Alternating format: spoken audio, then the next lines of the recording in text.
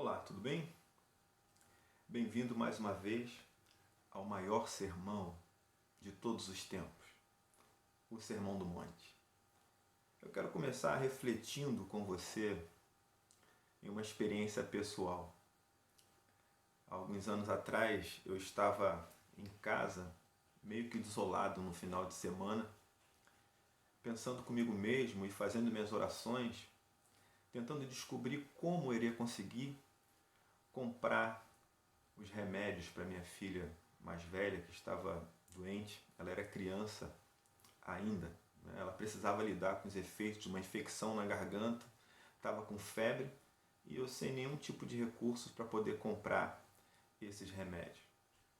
E aí, inesperadamente, a campainha da minha casa tocou e era um amigo que em muitas oportunidades esteve desempregado, recebi ajuda de pessoas também. Alguém que, como eu, tinha 2 filhos, chegando a 3, né, como foi o meu caso. Ele tocou a campainha, nós abrimos a porta e ele estava com uma sacola na mão. E ele me entregou a sacola dizendo: Júnior, aqui estão os remédios que a sua filha precisa. Todos eles estavam ali naquela sacola. Ele me entregou a sacola, eu olhei assim meio que em descrédito, né? E ele me contou uma história. Ele disse que um dia ele estava na farmácia comprando remédios para as filhas dele e quando chegou na boca do caixa, o dinheiro que ele tinha não dava para comprar os remédios. E eu tinha encontrado com ele nesse dia na mesma farmácia. O fato é que, segundo o relato dele, eu passei todos os remédios dele no meu cartão de crédito, né? Quando ele falou isso, eu comecei a lembrar da situação. E eu percebi que eu tinha ido à farmácia comprar os remédios também, mas sem saber se eu teria os recursos todos para pagar os meus. Então eu lembrei que quando eu me ofereci para passar os remédios dele na minha frente, eu estava orando para que, primeiro, o limite desse, né? Segundo, para que além de dar para pagar os dele, pagasse também os meus, né? E isso aconteceu. Foi bem importante ele me dizer isso, né? E aí esse irmão, ele retribuiu naquele momento que eu mais precisava a misericórdia. A misericórdia. E é bem importante isso, porque na realidade essa história me fez lembrar do que Jesus disse no maior sermão de todos os tempos. Ele disse: felizes os que são misericordiosos, porque um dia eles mesmos serão tratados com misericórdia. Misericórdia.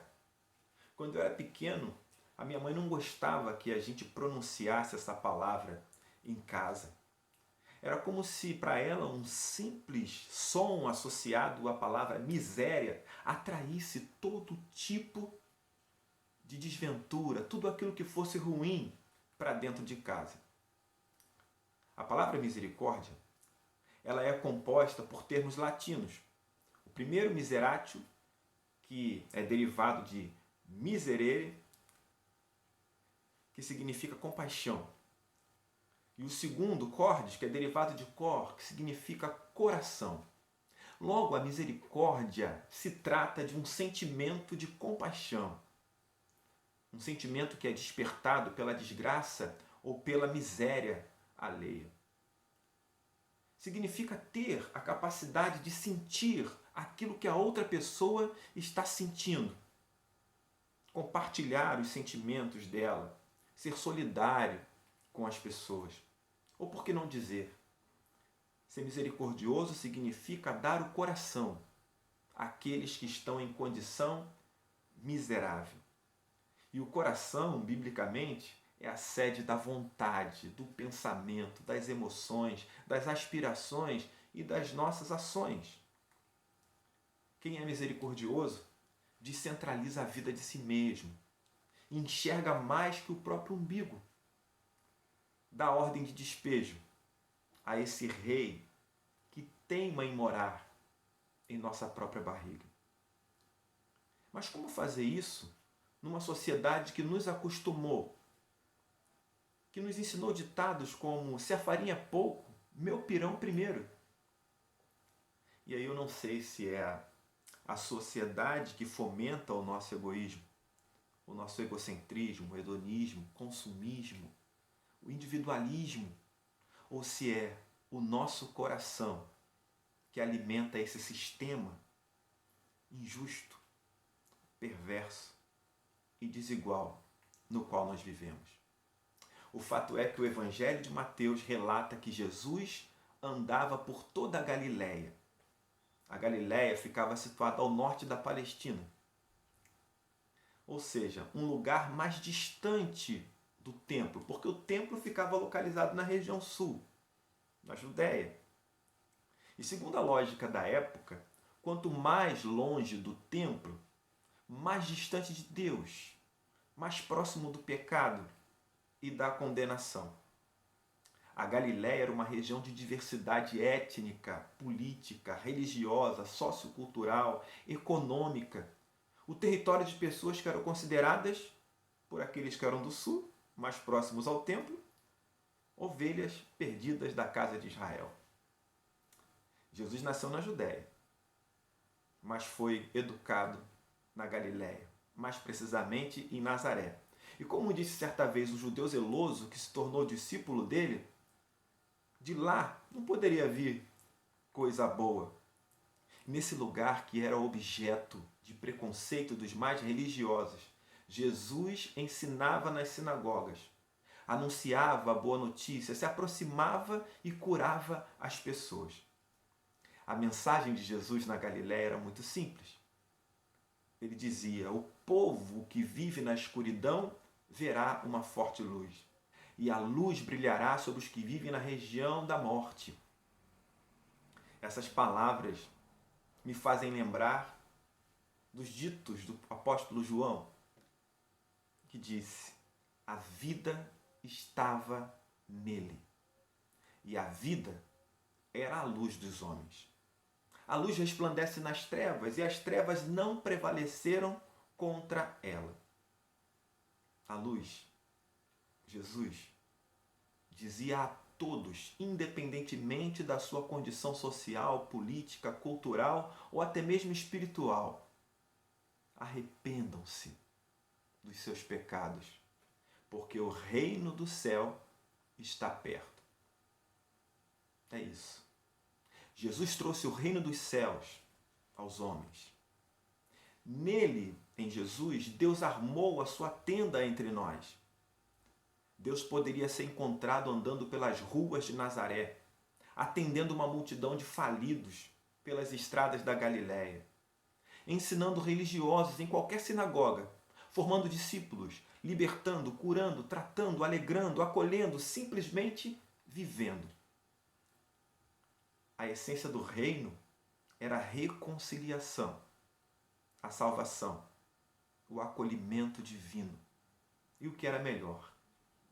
Tudo de graça e pela graça. Nós nos acostumamos a comprar coisas, às vezes até mesmo pessoas. Nem sempre a moeda é o dinheiro. No entanto, a misericórdia de Deus não pode ser comprada, negociada. Como disse o apóstolo Paulo: quem primeiro deu a ele para que seja restituído? Ou quem já deu alguma coisa a Deus para receber dele um pagamento? Todas as coisas foram feitas por ele, e para ele são todas as coisas. Jesus veio expressar um amor que não pode ser medido ou comprado, mas apenas exercido, praticado. Ele ofereceu o coração às pessoas que estavam doentes, atormentadas, torturadas pelo sofrimento que a vida as impõe. Ele se compadeceu de gente atribulada, sacudida, surrada pelas circunstâncias. Gente enferma fisicamente, por isso discriminada. Dilacerada espiritualmente, por isso religiosamente afastada. condenada. Esse era o olhar que os religiosos tinham da multidão, das chamadas ovelhas perdidas. O tipo de visão que Jesus veio corrigir em seus discípulos. É verdade que a condição social daquela multidão era muito, muito desfavorável. No entanto, Jesus olhou para ela e viu pessoas que não estavam apenas preocupadas consigo mesmas. O olhar da multidão, daqueles que eram considerados perdidos, era um olhar descentralizado. Às vezes a gente olha para a multidão que seguia Jesus nos evangelhos e pensa somente em gente que tinha muita necessidade, fosse ela espiritual, física, econômica ou social. Mas eu quero convidar você a olhar mais atentamente para esse texto. Em Mateus 4, versículo 24, nós temos o seguinte relato. As notícias a respeito dele se espalharam por toda a região da Síria. Por isso, o povo levava a Jesus pessoas que sofriam de várias doenças e de todos os tipos de males, isto é, epiléticos, paralíticos e pessoas dominadas por demônios, e ele curava a todos. Perceba, as chamadas ovelhas perdidas da casa de Israel ofereceram os corações às pessoas que estavam em profundo sofrimento. Sabe qual é o nome disso? Misericórdia. Ou seja, Jesus, ele não viu apenas gente sem rumo, direção, cansada, sobrecarregada, oprimida, como ovelhas que não têm pastor. Ele olha para a multidão e ele vê pessoas misericordiosas que se preocupam com a miséria alheia, que levam pessoas em condições desfavoráveis até ele, apesar da sua própria condição. Por isso ele diz: felizes os que são misericordiosos, porque um dia eles mesmos serão tratados com misericórdia. Infelizmente, muitos religiosos do nosso tempo não sabem o que é isso. Estão em voo solo, preocupados apenas consigo mesmos, com o sucesso pessoal. Gente que vive em busca de reconhecimento, de casas lotadas, ainda que não saibam o nome de todas as pessoas que a frequentam. Pessoas que tratam a vida eclesiástica como uma grande rede social, no qual se adiciona pessoas sem conhecê-las, se compra amigos e ilusoriamente se gabam do número de curtidas conseguidas no dia de reunião. Gente que se preocupa apenas com sacrifícios, cultos, normas institucionais e esquecem a misericórdia e o amor. Jesus olhou para a multidão há quase 2000 anos atrás e viu o retrato da misericórdia. E eu pergunto, será que nós pioramos?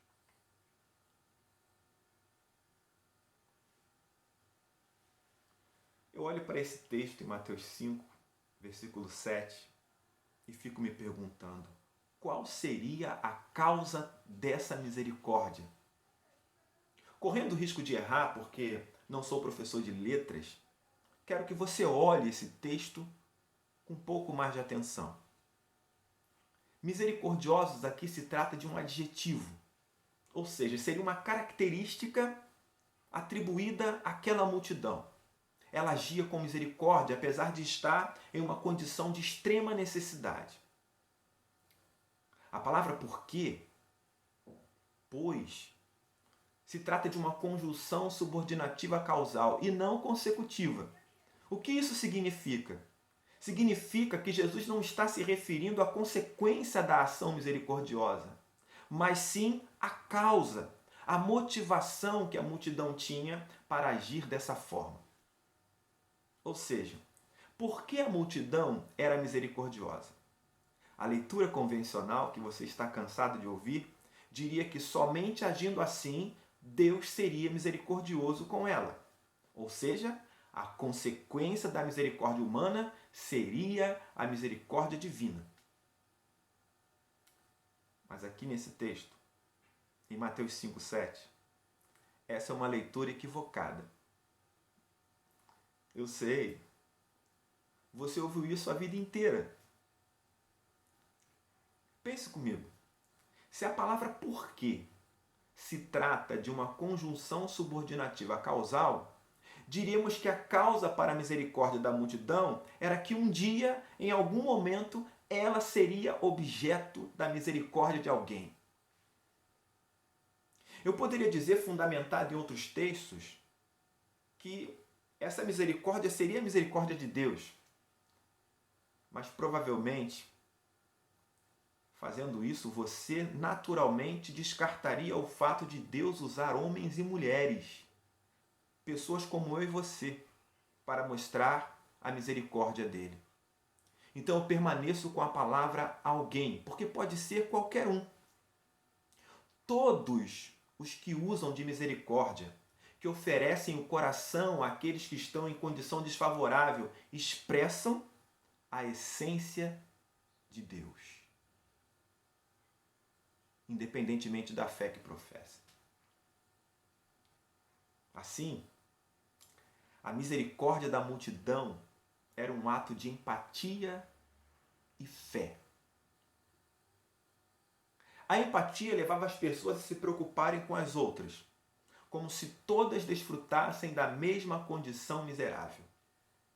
A fé, ou seja, a convicção de que existe um Deus pessoal, ainda que invisível, acompanhada da certeza de que se receberia o que a misericórdia esperada, alimentava ações misericordiosas e transformou a misericórdia em um adjetivo essencial, em parte da identidade da multidão.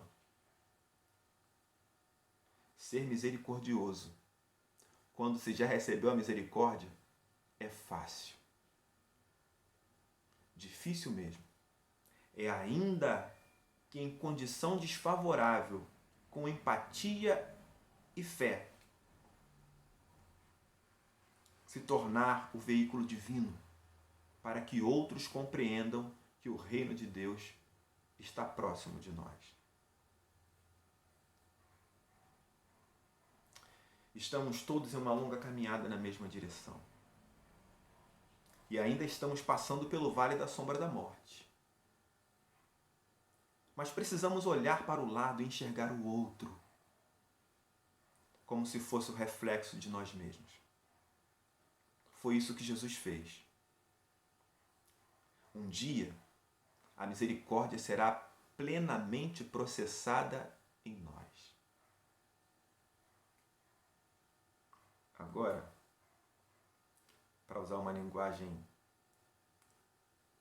informática, estamos apenas em reading.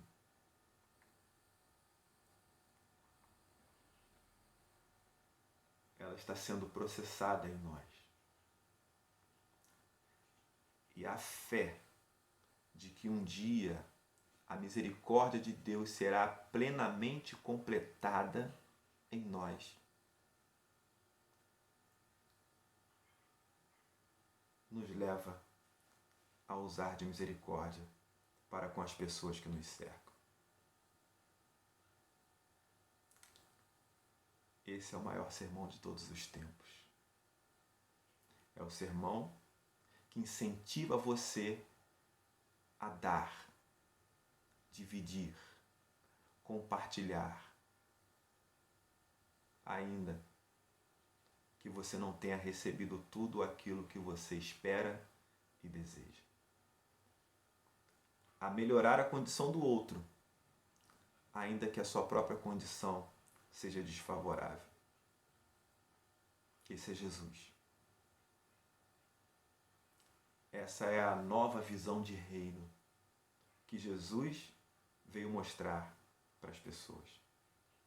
Tenho certeza que se você fizer isso, você estará mais próximo de Deus e muito, muito, muito mais próximo do que é ser humano. Que Deus te abençoe. E a gente se vê posteriormente no maior sermão de todos os tempos. Até lá.